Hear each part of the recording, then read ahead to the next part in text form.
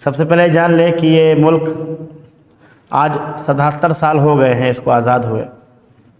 ये जो आज़ादी मिली हमको अंग्रेज़ों से, ये बड़ी क़ुरबानियों से मिली। अंग्रेज़ गलत नीयत से ईस्ट इंडिया कंपनी के नाम से हिंदुस्तान में दाखिल हुआ। कुछ जो अंग्रेज़ आया वो ईस्ट इंडिया कंपनी उसने कलकत्ता में बनाई और बंगाल में उसने अपने पैर जमाए। आपको मालूम होना चाहिए बंगाल में उस वक्त सिराजुद्दौला के नाना अली वर्दी ख़ान हुक्मरान थे।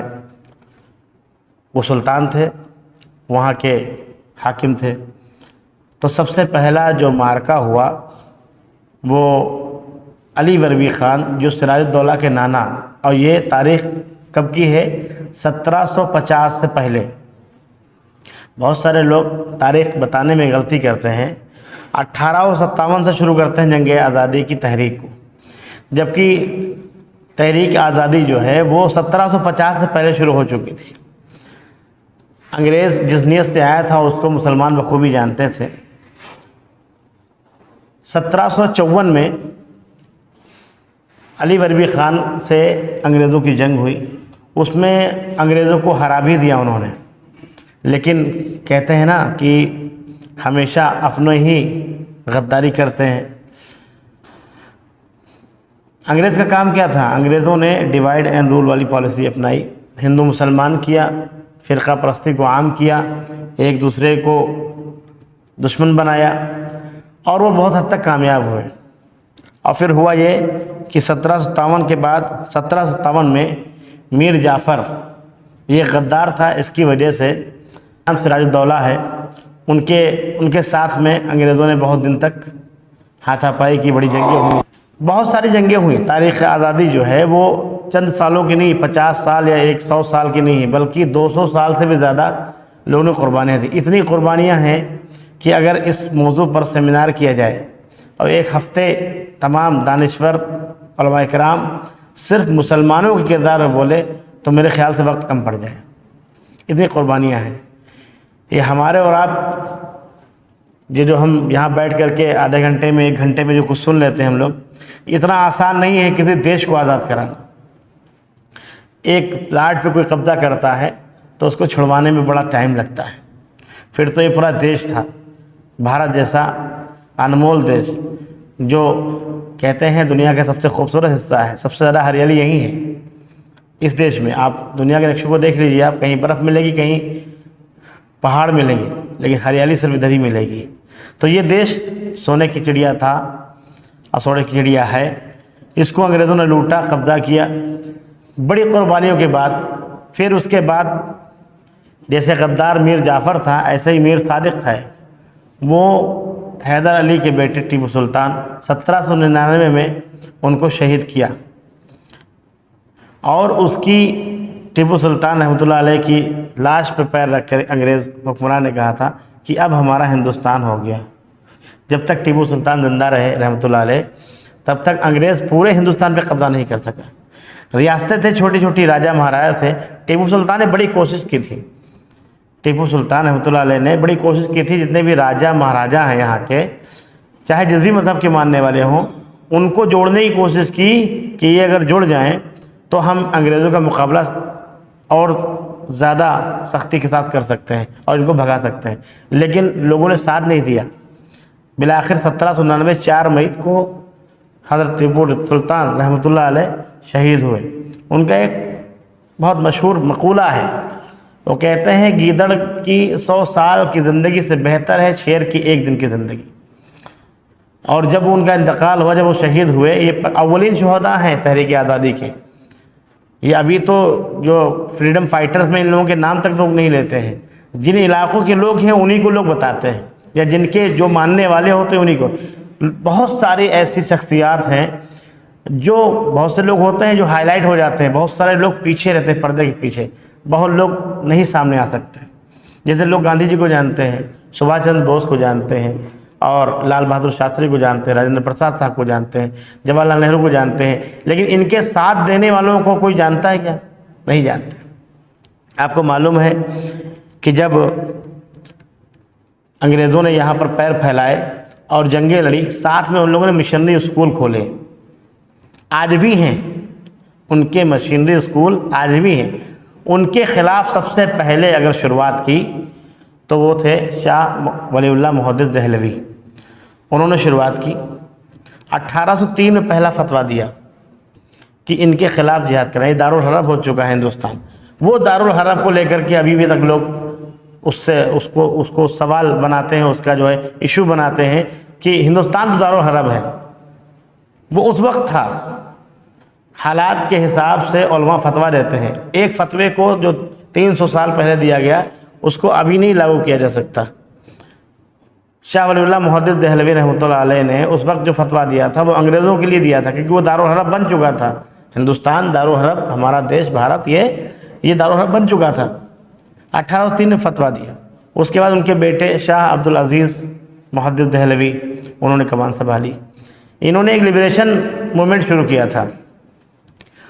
उसमें सैयद अहमद शहीद और शाह इस्माइल शहीद, ये दो रूह रवां थे। अपनों की गद्दारी की वजह से 1831 में ये दोनों शहीद हो गए। उस तहरीक को तहरीक शहीदीन कहते हैं। उसके बाद तहरीक खिलाफत आई। तहरीक खिलाफत के रूह रवां मौलाना अबुल कलाम आज़ाद। हिंदुस्तान की तारीख़ आज़ादी हो, जंग आज़ादी हो, तहरीक आज़ादी हो, मौलाना अबुल कलाम आज़ाद रहमतुल्लाह अलैह के बगैर अधूरी है। इतना अजीम सहाफ़ी, इतना अजीम मुफस्सिर, इतना अजीम आलिम, इतना अजीम सियासतदान आज तक तारीख़ में, हिंदुस्तान नहीं दुनिया की किसी तारीख़ में पैदा नहीं हुआ। एक एक लफ्ज़ कीमती है। उनकी किताबें अगर आप पढ़ लें, अभी भी मौजूद हैं किताबें उनकी, एक एक लफ्ज़ पढ़ लें अगर आप, तो एक रूहानी टाइप की कैफियत आई और तारीख़ होती किस तरीक़े से क्या अल्लाह रब्बुल आलमीन ने गोयाई और कलम में ताकत दी थी। मौलाना अबुल कलाम आज़ाद रहमतुल्लाह अलैह ने जब एक पर्चा निकाला अल हिलाल के नाम से, उस पर्चे की पादाश में इतने अजीम इंसान को, इतनी अजीम हस्ती को 15 साल कैद मशक्क़त दी। जितनी बार पर्चा निकलता उतनी बार जेल में जाते। 15 साल। अहमदनगर का जेल, अहमदनगर जो कैद खाना है, जो जेल है, वो आज भी उसमें तारीख़ में दर्ज है कि 15 साल उसमें रहे। वो मुसलसल गाहे बगाहे जाते रहे, भेजता रहा अंग्रेज़। मौलाना अबुल कलाम आज़ाद, इसके बीच में एक आंदोलन शुरू हुआ था, असहयोग आंदोलन। असहयोग, सहयोग से मतलब एक दूसरे का साथ देना, लेकिन असहयोग, ये अंग्रेज़ों के ख़िलाफ़ सबसे पहले तहरीक शुरू हुई जब, तो गांधी जी ने शुरू की इस तहरीक को। इसमें मुसलमानों ने सबसे ज़्यादा योगदान दिया। क्या किया? बाटा कंपनी आप जानते हैं, इससे बाटा कंपनी ये मुसलमानों की थी। जब असहयोग आंदोलन शुरू हुआ तो मुसलमानों ने अंग्रेज़ों का बाइकाट किया कि हम किसी भी तरीके का सहयोग नहीं करेंगे। एक और शख्स है, मेरा नाम नोट है, जहन में नहीं आ रहा, उनकी शुगर की बहुत बड़ी फैक्ट्री थी, थोड़ी बड़ी बहुत, इंग्लैंड जाती थी उनकी शुगर, उन्होंने भी फैक्ट्री बंद कर दी असहयोग आंदोलन में कि हम अब उनका सहयोग नहीं करेंगे। बाटा कंपनी जब बर्बाद हुए वो तो बिक गई, फिर अंग्रेज़ ने ले ली वो। आज बाटा कंपनी के जूते हम पहनते हैं, बड़े ब्रांडेड होते हैं। वो कंपनी मुसलमान की थी, शुगर फैक्ट्री मुसलमान की थी। आपको पता है कि बहुत सारे हमारे उलमा इकराम जिनकी तारीख़ बयान किए इस जंग आज़ादी या तहरीक आज़ादी की दास्तान अधूरी है, उनमें मौलाना जाफ़र थानीसवी रहमतुल्लाह अलैह हैं, जो अंग्रेज़ों के ख़िलाफ़ तहरीक चल रही थी। उसकी पादाश में उनको कहाँ भेजा गया? काला पानी। काला पानी एक सज़ा थी, बड़ा मशहूर थी। आज भी लोग कहते हैं क्या काला पानी हो गया तुमको क्या? वो काला पानी की सज़ा इस तरीके से थी कि अच्छे वहाँ पर जो है जा कर के वापस नहीं आते थे। काला पानी मतलब वापस नहीं आना। 95% मुसलमानों को हुई, 5% गैर मुसलमानों को भी हुई काला पानी की सज़ा। उनमें से मौलाना जाफ़र थानीसवी रहमतुल्लाह अलैह सज़ा पूरी की। सज़ा पूरी करने के बाद वापस आए, उसके बाद किताब लिखी काला पानी, मिलती है, पढ़ लीजिए। ऐसी लोहे की जेल और दीवारें भी लोहे की, सांस लेना मुश्किल होता था। अंडमान निकोबार में ये जेलें बनाई गई थी, अंग्रेज़ों ने बनाई थी। यहाँ से लेकर के जाते थे लोग और वहाँ पर, आपको मालूम है बहुत सारे लोग हमारी जमात में बड़ा शक करते हैं कि ये लोग अभी पैदा हुए हैं, ये नए नए अहले हदीस है। ये आपको मालूम है तहरीक आज़ादी में, ये जंग आज़ादी में अहले हदीस उलमा का कितना किरदार रहा है। केरला का एक शहर है, या केरला के लोगों एक जगह है, मोपला एक जगह है पड़ती है, और ये कोई ढकी छुपी बात नहीं है। तारीखदां बहुत बड़े हैं, एक विपिन चंद्रा, जिनकी किताबें हिस्ट्री की ऑक्सफोर्ड में और कैम्ब्रिज में पढ़ाई जाती हैं। उन्होंने चैप्टर 17वें चैप्टर में मोपला रिविलियन के नाम से एक चैप्टर बांधा। मोपला के मुसलमान, उनकी जो तारीख रही है बहुत दर्दनाक रही है। बताते हैं कि मोपला के मुसलमानों पर अंग्रेज़ ने यही असहयोग आंदोलन में और जो तहरीक आज़ादी की ये जो कोशिशें चली थी, इसके पादाश में मोपला के मुसलमानों पर बहुत जुल्म सितम किए। 2737 सरकारी आंकड़ा अंग्रेज़ों के हिसाब से, और आप जानते हैं सरकारी आंकड़ा कमज़ोर होता है। जब भी जलियांवाला बाग की बात आती है तो लोग हाथ जोड़ करके नमन करते हैं कि वो बहुत दुखदायक था मामला, बहुत अफसोसनाक था, और लोग नम करते हैं। 1-2 मिनट का या आधे मिनट का लोग मौन भी रखते हैं। उसमें कितने लोग शहीद हुए थे जलियांवाला बाग में? 379 लोग शहीद हुए थे सिर्फ। उसमें से 58 मुसलमान थे, बाकी गैर मुस्लिम थे। जनरल डायर ने जब गोलियों से मार दिया था, भून दिया था, कितने थे? 379 लोग थे। मोपला के मुसलमान सरकारी आंकड़ा 2337, गैर सरकारी आंकड़ा यह है 45,404। इतने मुसलमानों को फांसी दे दी गई थी, मोपला के मुसलमानों को। मुर्शिदाबाद, बंगाल, यहाँ के तमाम मुसलमान लगभग 5 लाख अहले हदीस उलमा और मुसलमानों को फांसी दी गई, मारा गया। आपको मालूम है पटना का पुराना नाम अजीमाबाद था, उसमें एक मोहल्ला था, एक इलाका था सादिकपुर। सादिकपुर का ख़ानदान प्योर अहले हदीस ख़ानदान, उनके साथ में क्या हुआ? ऐन ईद के दिन ये बुलडोज़र जो आज चलता है मासूमों के यहाँ, ये वहीं से लिया गया है। ऐन ईद के दिन सादिक उलमा ख़ानदान सादिकपुर पर बुलडोज़र चला गया। ऐन ईद, जिस दिन खुशी लोग मना रहे थे।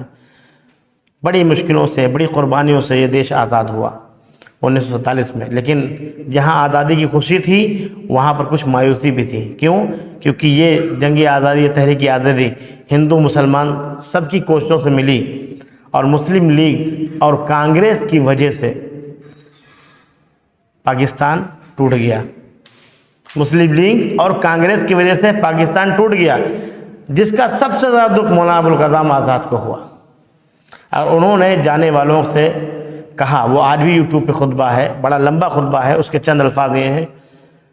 कुछ लोगों ने यहाँ सोचा कि यहाँ हम सेफ़ नहीं हैं, जैसे आज हम मुसलमानों को ये परेशानी है, हम डरते हैं कि कहीं कुछ हो ना जाए, हमको ऐसा ना हो जाए, तो लोग हिजरत कर रहे थे।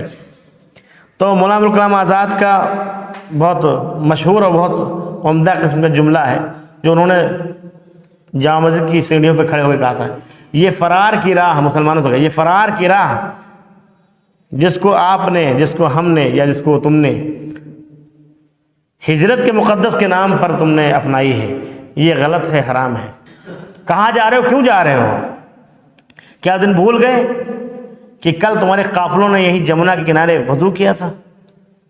ये मस्जिद की बुलंद मीनारें तुमको आवाज़ देती हैं, कहाँ जा रहे हो, किधर जा रहे हो, क्यों जा रहे हो? उनकी आवाज़ पर लब्बैक लोगों ने कहा, और बहुत लोग रुके। ये लोगों को बताना चाहिए, तारीख़ को दोहराना चाहिए, तारीख़ हमको याद रखना चाहिए, अपनी नस्लों को बताना चाहिए। क्यों? क्योंकि ताकि कोई सवाल उठाने वाला, देशभक्ति का गाना गाने वाला और मुसलमानों को देशद्रोह कहने वाला, उसकी ज़बान बंद हो जाए। कि मोहम्मद अली जिन्ना की बात पर हम लोग पाकिस्तान नहीं गए, मौलाना अबुल कलाम आज़ाद की बात पर हम लोग हिंदुस्तान में रहे। हमने उस मुसलमान कायद को ठुकरा दिया, और इस मुसलमान सियासतदान को, अजीम मुफस्सिर को हमने अपना लिया। हमने अपने देश के टुकड़े नहीं किए, जो चाहते थे वो देश तोड़ करके चले गए, हम इसी मिट्टी में रहे। हमने ये फैसला किया, उस वक्त हम चाहते तो हम जा सकते थे, बहुत से सारे लोग गए। फिर 1857 की गदर हुई, उसमें बहुत कुछ हुआ। इतने सारे नाम हैं कि नाम ले लीजिए। आपको एक मालूम है, हुकुमचंद, एक हुकुमचंद जैन नाम के थे, हुकुमचंद जैन, और एक नाम है हुकुमचंद जैन, एक ये गैर मुस्लिम थे, और इनके साथ में एक मीर साहब थे, मुसलमान थे। इन दोनों को इनके धर्म के हिसाब से नहीं, बल्कि धर्म के विपरीत, उल्टा तब्दील करके इनको सजा दी गई। जो हुकुमचंद जैन थे उनको दफन किया गया जिंदा, और जो मीर साहब थे, जो मुसलमान था उनके साथ में, उसको जिंदा चिता पे जलाया गया। ऐसी थी सजाएं थी। अशफाकुल्ला खान है, भगत सिंह है, राम प्रसाद बिस्मिल। आपको मालूम है अशफाकुल्ला खान और राम प्रसाद बिस्मिल की कितनी बेहतरीन दोस्ती थी।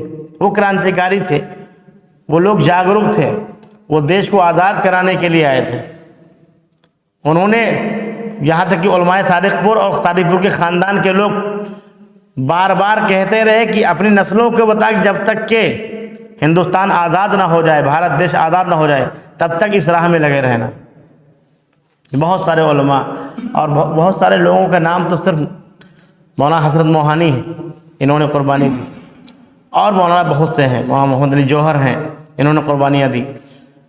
बहादुर शाह जफ़र जो मुगलिया सल्तनत के आखिरी बादशाह थे, उनके चारों बेटों के सर काट के और नाश्ते में पेश किया गया उनको, जेल में बंद किया गया। बड़ी सहुबत है, किसी का बेटा उसके सामने उसका अगर सर लाया जाए क्या बीतता होगा उसके ऊपर। आपको मालूम है जब इनको अशफाकुल्ला खान को जब फांसी दी गई तो उनके साथ में और लोग भी थे। काला पानी पहले भेजा गया, उसके बाद वहीं फांसी दे दी गई। तो जब सज़ा मिली इनको काला पानी की सज़ा मिलने के बाद सब ये जानते थे कि इनको वापस नहीं आना है, तो इनके घर वाले मिलने आए। आपको मालूम होना चाहिए अशफाकुल्ला खान कहाँ के थे, शाहजहाँपुर के थे, यहीं पास में है शाहजहाँपुर। इनके घर वाले मिलने के लिए इनके पास गए तो वो रो रहे हैं, ज़ारो कतार रो रहे हैं कि अब मेरा बेटा तो वापस आने वाला नहीं।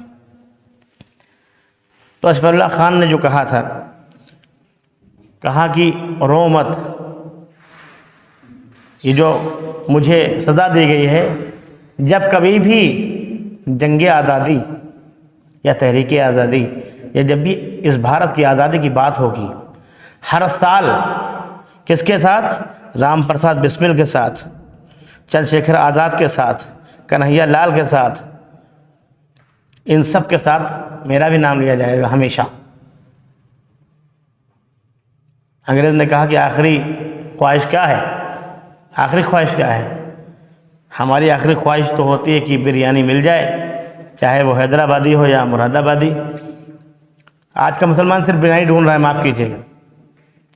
उस वक्त के मुसलमान अदीब थे, शायर थे, एक जहन बना हुआ था, एक सोच थी। मुसलमानों ने ही क्यों ज़्यादा कुर्बानियाँ दी हैं इसको जान लीजिए, क्योंकि मुसलमानों की ही 800 साल से हुकूमत थी। जिससे तख्त लिया जाएगा उसको ज़्यादा बेचैनी होगी, इसलिए कुर्बानियाँ ज़्यादा। ये दलील भी है।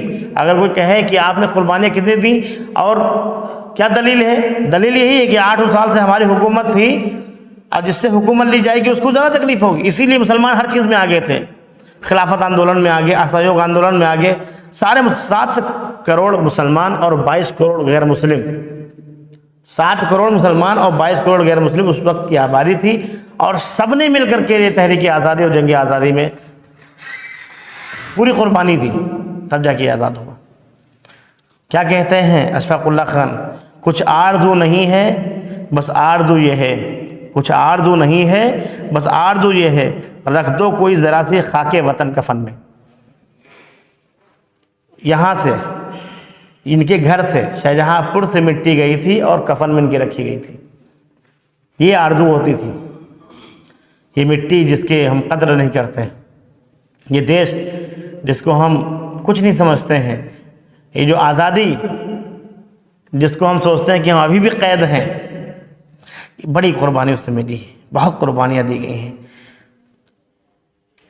लोगों को तोपों से उड़ाया गया है। आपको पता होगा एक आंदोलन चला था सत्याग्रह का, गांधी जी को चंपारण में रखना था, वो एक यात्रा निकलनी थी। तो वहाँ पर ये सुबह शाम की ड्यूटी थी कि सत्याग्रह में गांधी जी को चंपारण में एक जिम्मेदारी थी कि आपको खाना देना है, सुबह शाम खाना खिलाना गांधी जी को, और किसी को मालूम नहीं होना चाहिए। अच्छा, जासूस बहुत होते थे, बिकाऊ बहुत लोग थे, मीर जाफ़र मीर सादिक जैसे बहुत लोग थे वहाँ पर।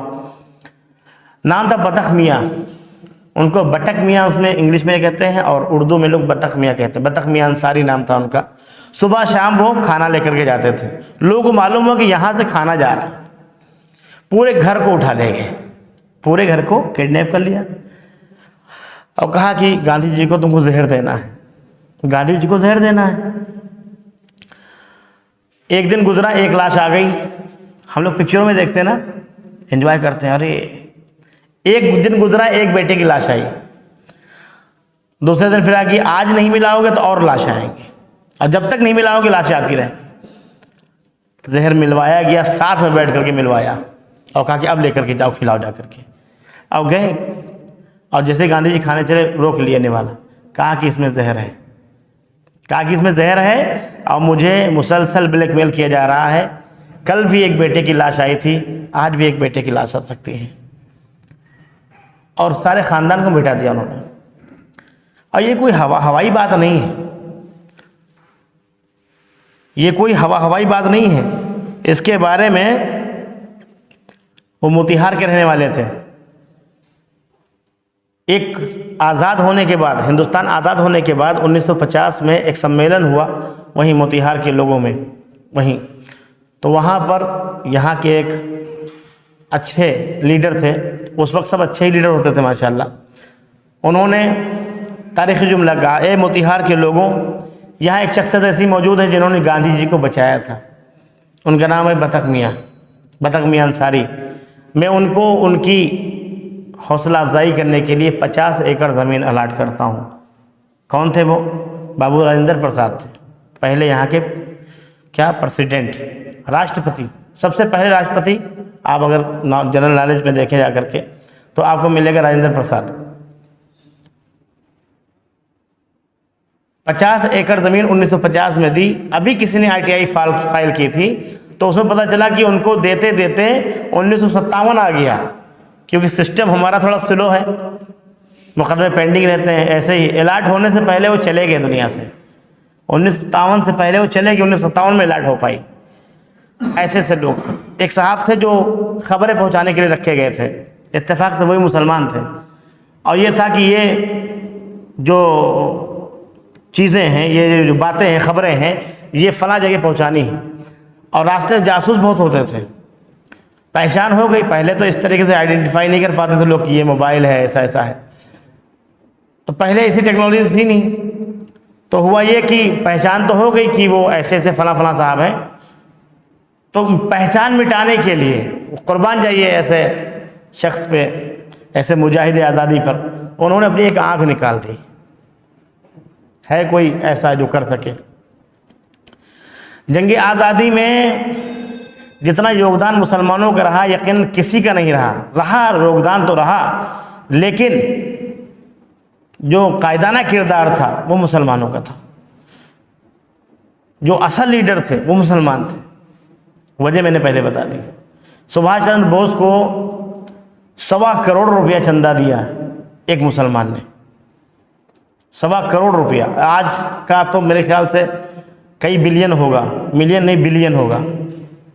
आपको मालूम है मीर उस्मान साहब हैं जो हैदराबाद के निज़ाम थे पहले, उस वक्त उन्होंने संदूक़े भर भर के, कहते हैं 6 टन सोना दिया था जंग आज़ादी से पहले।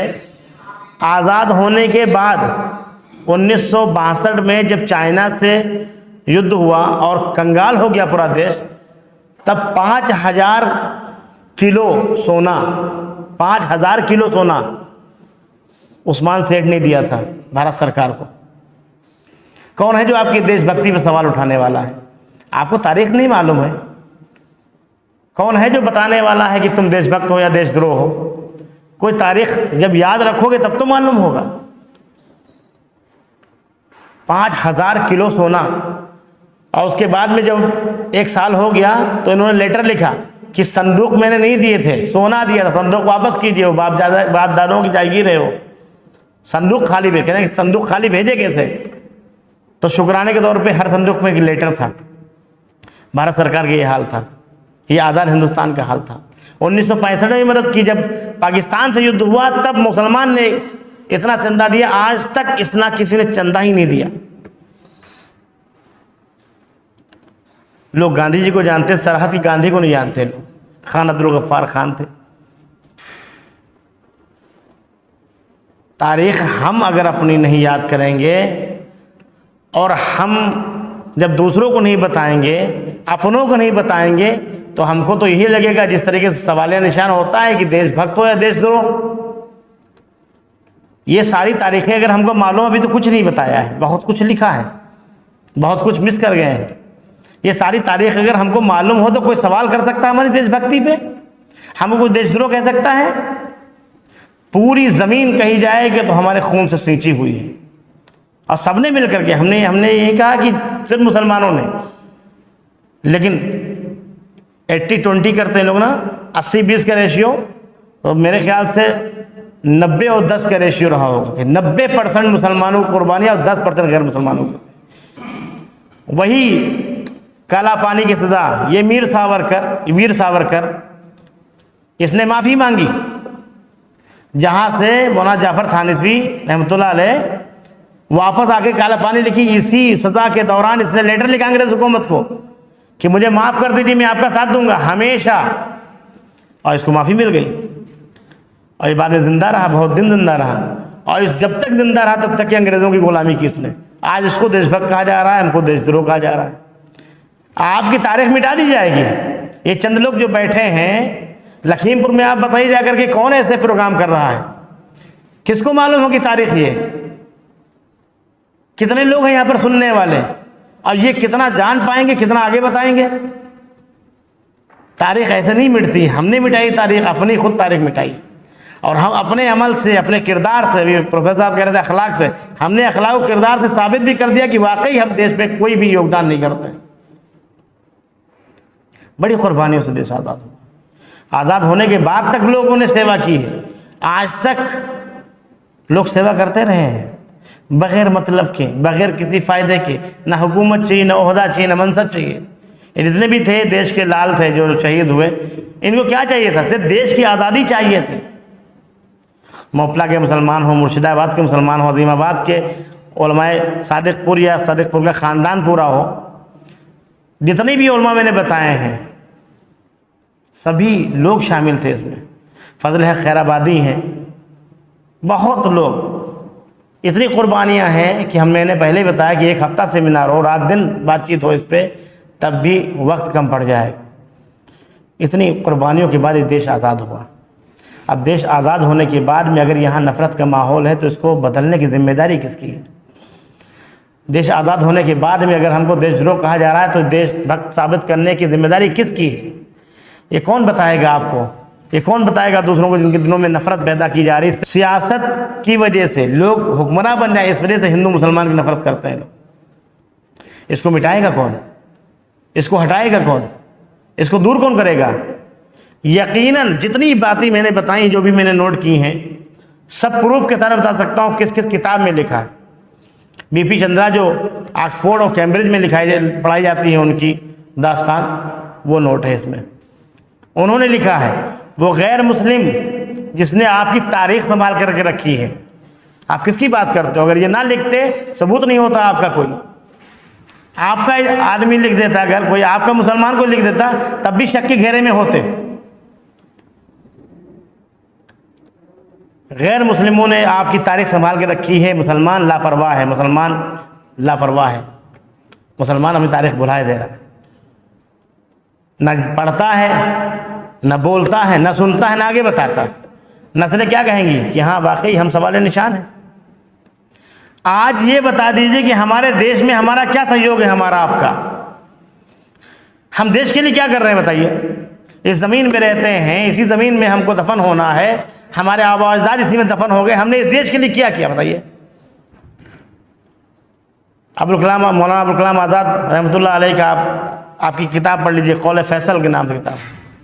पहला खुतबा है और पहली बात उन्होंने लिखी है कि मुसलमानों ने अगर जंग आज़ादी, तहरीक आज़ादी में हिस्सा लिया था तो सिर्फ एक बुनियाद थी कि इन्ना खलकनाकुम मिन ज़करिन व उन्सा व जअलनाकुम शुअबन व क़बाइल लितआरफ़ू, कि हम सब एक माँ बाप की औलाद हैं। इसलिए हिंदुओं को, गैर मुस्लिमों को, सिखों को, आपको मालूम है सिखों के खिलाफ, सिखों ने तो अंग्रेज़ों का साथ दिया था, उनके खिलाफ भी मुसलमान और गैर मुस्लिम, ये हिंदू भाई, ये मिल करके लड़े थे। और फिर बाद में जिसने साथ दिया वही जलियांवाला बाग दिखा दिया उसने। हम देश के लिए क्या कर रहे हैं इस वक्त? अगर कोई निगेटिव बात हमारे पास आ रही, कोई नफरत आ रही, तो हम कितना दूर कर रहे हैं उसको बताइए। हम मस्जिदों में समेटे हुए हैं, हम मदरसों में सिमटे हुए हैं, हम अपने ही कौम मुसलमान बिरयानी प्रोग्राम कहाँ है, जुगाड़ कहाँ है, दावत कहाँ है।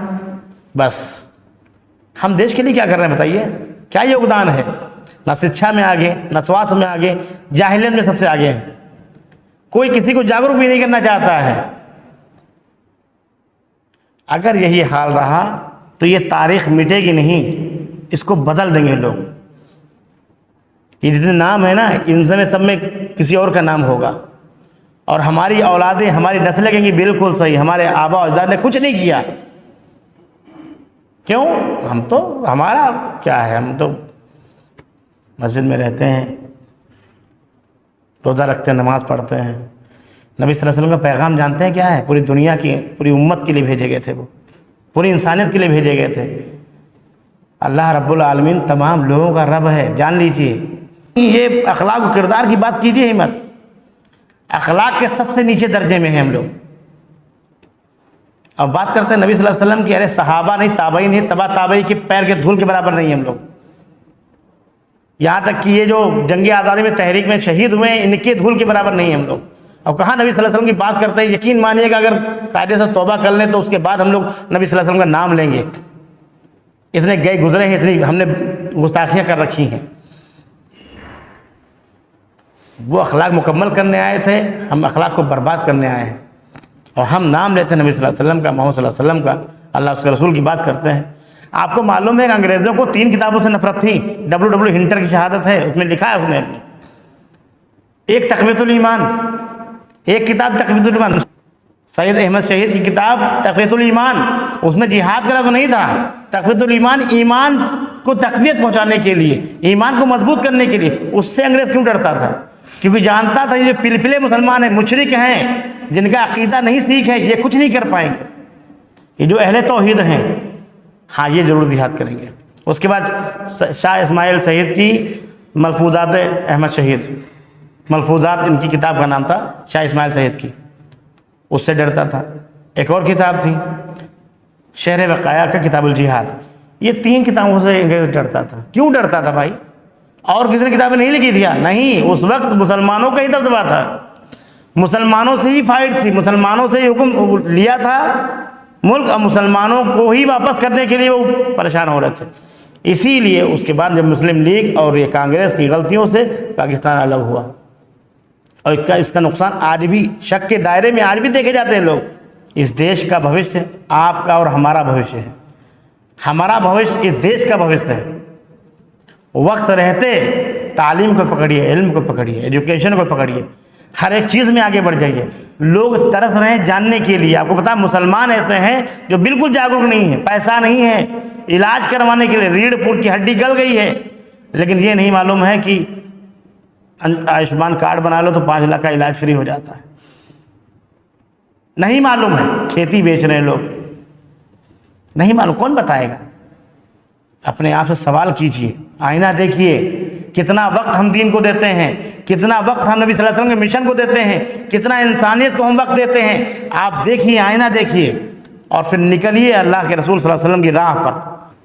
इंसानियत के लिए भेजे गए थे नबी सल्लल्लाहु अलैहि वसल्लम। मौलाना अबुल कलाम आज़ाद की बात करें तो उन्होंने कहा कि सिराज मुनीरा जो बताया गया है, ये नबी सल्लल्लाहु अलैहि वसल्लम को इसलिए कहा गया है कि जब सूरज निकलता है तो बिला तफरीक किए हुए हिंदू को भी रोशनी देता है, मुसलमान को भी रोशनी देता है, सिखों को भी रोशनी देता है, दुनिया के हर फर्द को रोशनी देता है, हर फर्द को तवानाई देता है। वैसे ही नबी सल्लल्लाहु अलैहि वसल्लम जो मबूस किए गए, वम्मा अरसलनाका इल्ला रहमतल लिल आलमीन, सबके लिए मबूस किए गए। ना सिर्फ मुसलमानों के लिए नहीं है, वो सिर्फ हिंदुओं के लिए नहीं है, वो सिर्फ पंजाबियों के लिए नहीं है, सबके लिए नबी सल्लल्लाहु अलैहि वसल्लम भेजे गए हैं। आप दावत का काम कैसे करोगे? नबी सल्लल्लाहु अलैहि वसल्लम का दामन पकड़िए। आप कुरान पढ़िए, हदीस पढ़िए, कोई नहीं बहका सकता आपको। बड़े बड़े लोगों ने कहा है, लेकिन आप सोचिए इनके साथ ना बैठिए, उनके साथ ना बैठिए। गैर मुस्लिमों से ताल्लुकात, कुरान नहीं पढ़ते हैं क्या हम लोग? वही बात है कि आयात पे खुश होते हैं जो मोमिनीन की है, और जो काफिरों की आयात हैं उन पर अजाब से डरते हैं। लेकिन हमारा मामला उल्टा है। मोमिन हो तब तो खुश हो। मोमिन के कौन से काम हम करते हैं बताइए?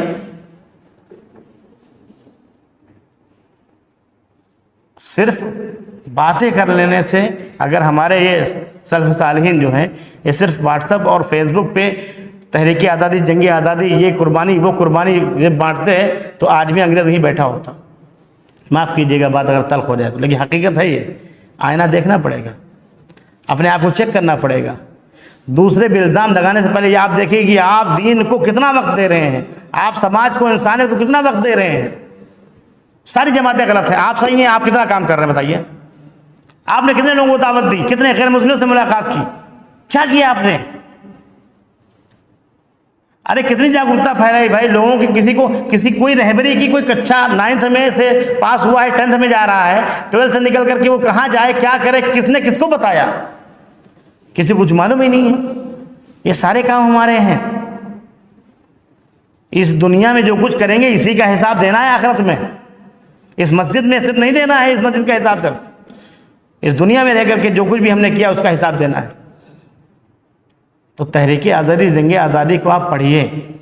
जितने भी लोग हैं इसमें शाहिद हैं, जो लोग रहे, जो लोग शामिल हुए, उनको आप अपनी नस्लों तक बताइए। अल्लाह वासिया, पूरी ज़मीन अल्लाह की है। ये जो टुकड़े बने हैं, ये मेरा, ये तेरा, ये इंसानों के लिए नहीं, ठीक है। पूरी दुनिया अल्लाह ताला ने इंसानों के लिए बनाई है। ये दुनिया हमारे लिए बनाई है, ये दुनिया की ज़ेब ज़ीनत हमारे लिए बनाई है। ये दारुल अमल है, इसमें हमको अमल कर करके इसी का हिसाब देना है आखिरत में जा करके। ये चंद बातें जो मैंने तहरीक आज़ादी, जंग आज़ादी के ताल्लुक़ से कहीं, लेकिन ना जान लीजिए अगर ऐसे ही हम लापरवाह रहे तो देश तो नहीं रहने लायक रहेगा हमारा, क्योंकि हमारा कोई योगदान नहीं है। तो बेहतर यह है कि अपने आप को आईने में देखें हम, और अपनी कोताहियों पर ध्यान दें, दूसरों की कोताहियों पर ना दें। कौन कहाँ जा रहा है, क्या कर रहा है।